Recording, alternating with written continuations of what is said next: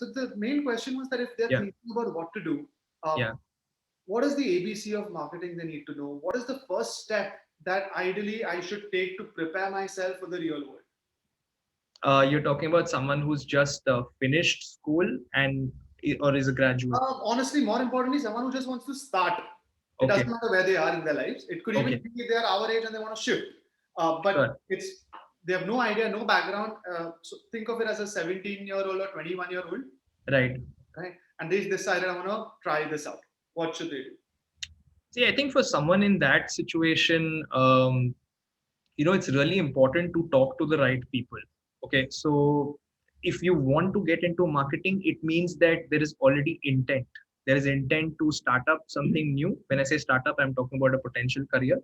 And there is intent to either shift to marketing, right? I think that's where folks like, Zell, folks like, folks who are doing a lot of this counseling, folks who are upskilling people who are interested in this particular, in whatever, in terms of what, if I look at marketing per se, if they're interested in that, um, so my point is that you need to be talking to the right people. And of course, discoverability is a bit of a challenge here, because services like these are slightly niche, but you have to start closer home, which means that you either look to your immediate friends and your family circle you would have.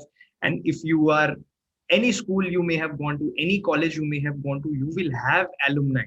You will have alumni who are already doing things in the market, who are already exposed to the industry realities. You have to start talking to them. And there is so much knowledge that you can gain just by talking to them. But there is also a way to do that.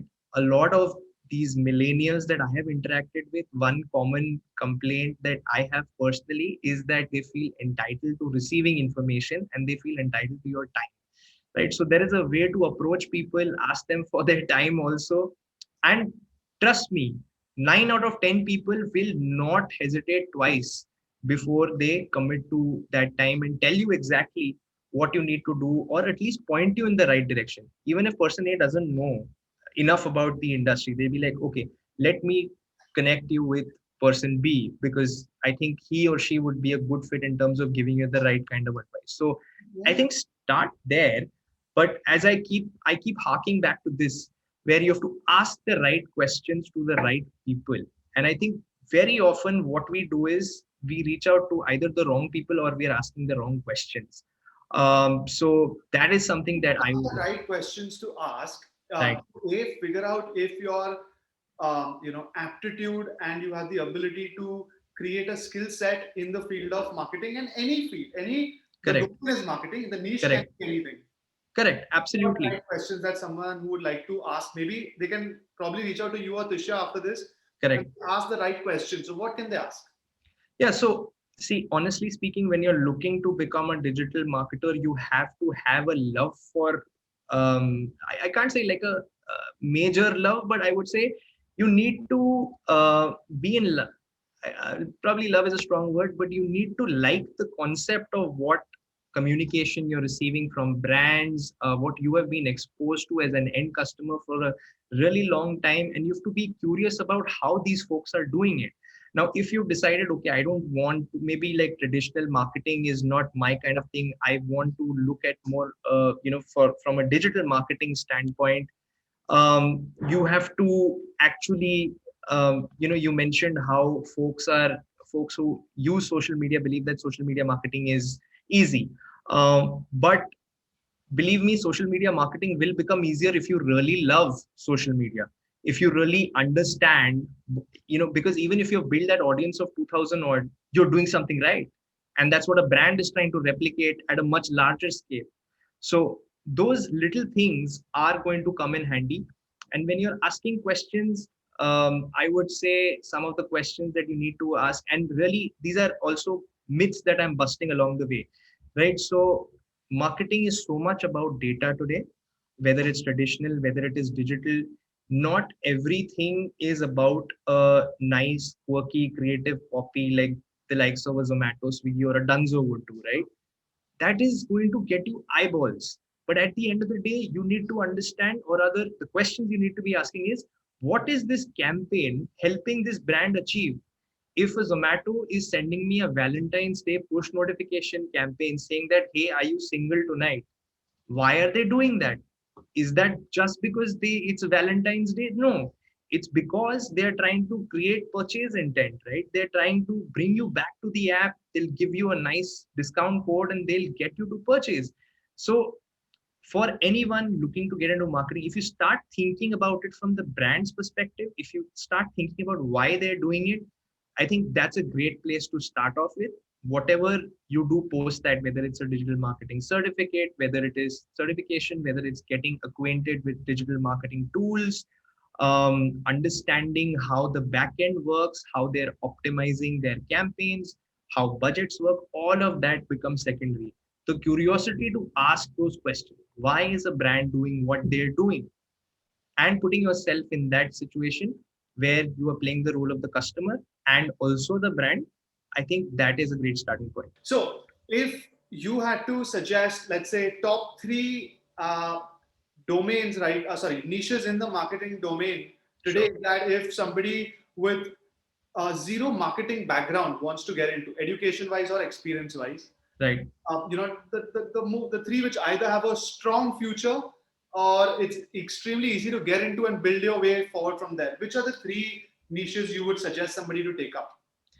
See, I think another important skill that any marketer needs to have is the eye to create and the ability over a period of time to create great copy.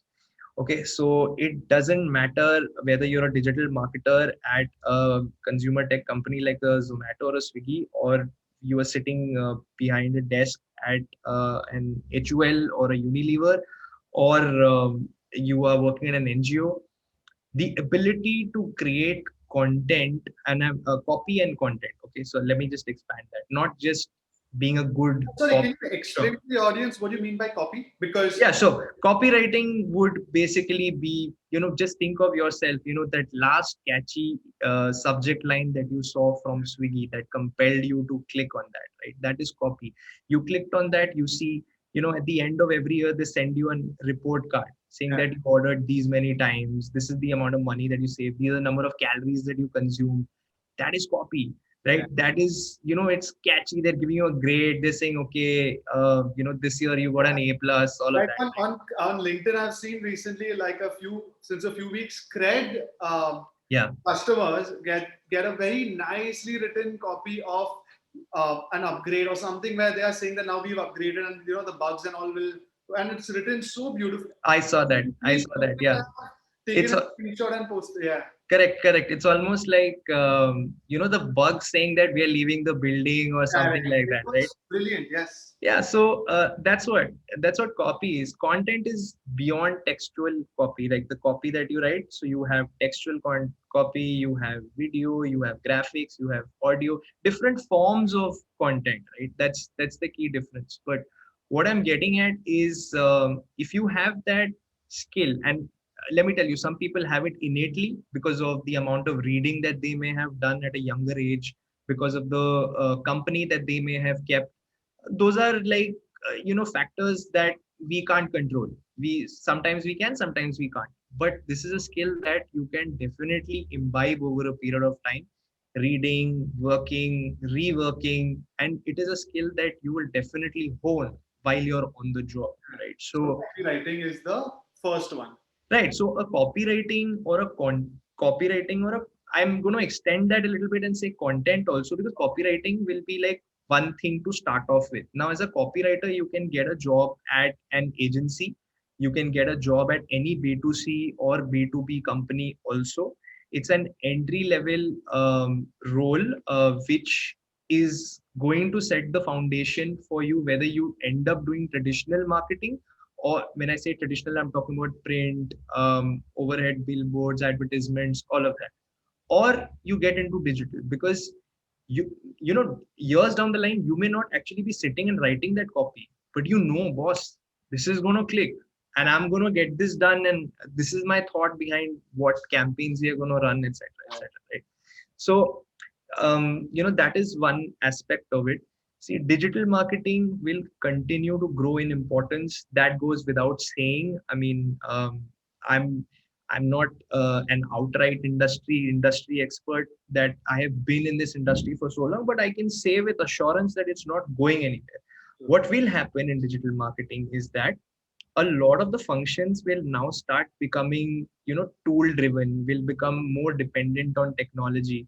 So while a lot of digital marketers run ads on Facebook, on Instagram, all of that, right?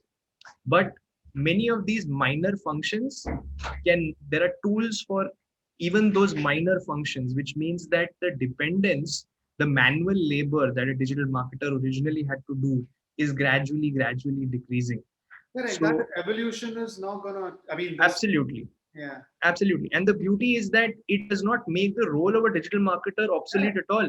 It places more responsibility and accountability on the digital marketer to use those tools appropriately. So copywriting and content writing is one, right? Which Right. are the two you would really push students to Yeah, I suggest? spoke about digital marketing across, again, both, I would say digital marketing in the sense that, it's taking on a more holistic, holistic role, and it's increased in importance in both, in both established companies and a lot of startups.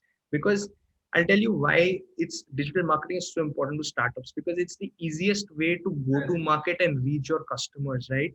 So imagine as a fresher or with someone who's done a couple of internships, gets an opportunity to intern maybe for 6 months, and startups give longer internships, mind you. So that's another avenue that I would encourage folks to think along. They may not pay you well, but the learning that you walk away with after 6 months, whether it's a fintech app, whether it is something that's in the any industry for that matter, right? And they are willing to give fresh talent a chance much easier. So it's not going to pay you the most, but imagine, right? You work there for 6 months, prove yourself. Within 6 months, they will give you a job. Of course, provided pick it up and you perform. But so a lot of these startups, obviously you have to pick and choose which ones you apply to. So you have to do your due diligence before that. But that's another avenue. So when I say digital marketing, don't just think about working at an HUL or a Unilever or the Swiggy, Zomatos, and Olas of the world. Those opportunities will always be there on your wish list, but you will have to work your way up there, because they're not going to come calling to your door unless you're exceptional, right? And you will not be exceptional until you get that experience. So it's almost like an infinity loop. So think so that's what I'm saying. Consider opportunities in digital marketing, in social media marketing at a lot of these startups. Trust me, that's actually how I got this major jump up the ladder in a very short span of time, because I took that gamble. So when you say digital marketing and social media marketing, are those options 2 and 3, or is that option 2? I would club it as option 2, because very often, as a rank newcomer, you might get into a social media marketing role and then play it up the ladder and then get into like larger digital marketing portfolios. And digital marketing will include things such as SEM and SEO, Yes. and email marketing and stuff like that. Yes, correct. And thirdly, this is something that probably is coming from a place of bias, but I would encourage a lot of folks to now look at B2B as the next big bastion in terms of marketing roles, because B2C marketing is becoming increasingly saturated. The amount of competition is next level. Everyone is gunning for those roles, whether it's a fresher, whether it's someone with adolescent level of experience in the industry, or someone who's already established in the industry. But B2B and SaaS in particular is something that is uncharted waters for a lot of folks, and the kind of growth potential there is in B2B SaaS marketing, it is phenomenal. Because see, it's also, and India is one of the fastest emerging SaaS economies currently. In fact, we will account for almost 7 to 9% of the global revenues by 2025. and which was a number which was 1 to 2% just about 3 to 4 years ago. So that's how fast we are growing. And yeah, go on. Get an opportunity. Like for example, if someone came to Netcore. Yes, they would. I'll tell you why. It starts off again with the fundamentals of content, right? So if you have a flair for content, you can replicate that in either B2C or B2B. That does not, that core skill does not change. Of course, you have to understand the technology, understand the industry, but that is nothing that you cannot pick up in a couple of weeks' time. Awesome. Okay. Okay. So digressing a little bit from careers, right? Let's come to a little bit of personal marketing, right? Sure. So behind you, we can see, I think that's Tisha's channel, if I'm not wrong. No, it's actually a joint channel. So it's mine and Tisha's channel. So yeah. What is the channel called? It's called Tisha Pradyut Hande, and we've been running it for about a year and a half now. So we started off as a couples channel that talked about wedding related content, like couples lifestyles, all of that. We've recently started doing a lot of travel vlogging, and of course we couldn't do much of that last year, which was mostly travel vlogging, was drawing room to balcony. So yeah. Post on LinkedIn also. I think you just recently crossed 100. Yes, we just recently crossed 100,000 subscribers. Thank you so much. That is, and that also yes. is 18 months. It's not. I don't think it's everyone's cup of tea to do that. I've been following you and Tisha for a long time on LinkedIn, so I know you're extremely active over there. You obviously Insta's that. If you can now just sure. We all know the importance of brand building, personal brand building. Right? That's now very clear. And luckily, a lot of colleges I know are at least pushing for that. That make sure you know about it and you understand the importance. Now, when you are in college, you barely have, and look, I'm not talking about the ones who really have an insane social life where by default people follow them or are not. For example, dancers or singers where they can put something on Insta. So let's take a regular person, simple, really smart guy or girl, has a great life, but no talent to showcase. How do they build their personal brand, number one, and B? And again, if you can, in descending order of priority, which channels, which platforms should they start with and build their brand? Right.